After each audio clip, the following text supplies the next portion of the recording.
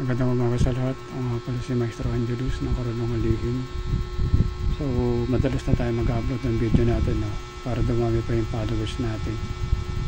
Doon sa mga hindi pa nakasubscribe sa ating YouTube channel, pakisubscribe yung YouTube natin, Maestro Angelus. Yan, pakihanap na lang. Pakisupport pala yung YouTube ko kasi na-pending na naman yung sahod ko doon kasi dahil na reuse content ako nung nakaraan. So kailangan ko na naman abutin yung requirements.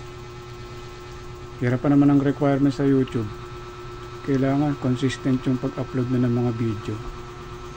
So salamat pa rin sa patuloy na suporta sa YouTube channel natin, no? So ito na lang natin, itong second account, dito ako madalas mag-upload. Dun sa main account natin kasi marami na yung followers natin, no? Kaya lang restricted yung yung payout dun eh. Kaya ito yung binubuo kong bago ngayong Facebook ko, yung second account ko. Para dito ako sasahod. Wala kasing sasahurin dun kahit maraming followers sa kabila. So dito na lang. Yung nakikita ko nga pala, no, yung mga paglindol sa iba't ibang mga lugar dito sa Pilipinas. Dito na lang tayo sa Pilipinas magbabase. Kasi mas marami yung followers natin dito sa Pilipinas. Sa nasense ko, no, medyo hihina na yung mga paglindo sa iba't ibang dako ng probinsya ngayon. Pahina na ng pahina yan, no. Pero hindi naman nawawala talaga yung paglindol sa iba-ibang lugar eh. Talagang lumilindol yan, mga magnitude 1, 2, 3, 4, ganun. Pero mas magiging mahina na yung paglindol ngayon, no.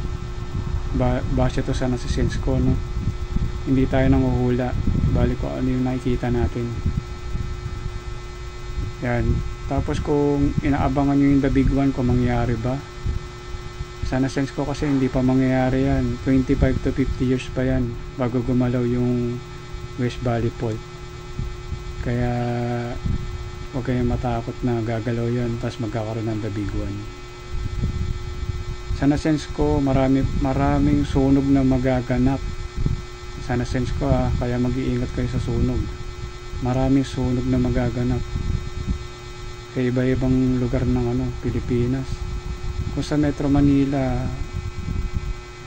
mas marami nga dito sa Metro Manila magaganap na sunog eh.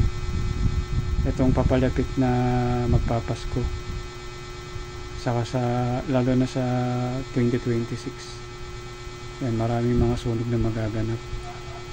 Doon naman sa mga bagyong paparating, wala naman ako nakikitang malakas na bagyo, no, natatama dito sa parte ng Luzon. Wala naman. So hanggang dito na lang muna yung vlog natin, no. So paki-follow ako dito sa second Facebook account natin. Tapos kung hindi ka pa nakasubscribe sa YouTube, paki-subscribe ako sa YouTube channel Maestro Angelus Karunungang Lihim.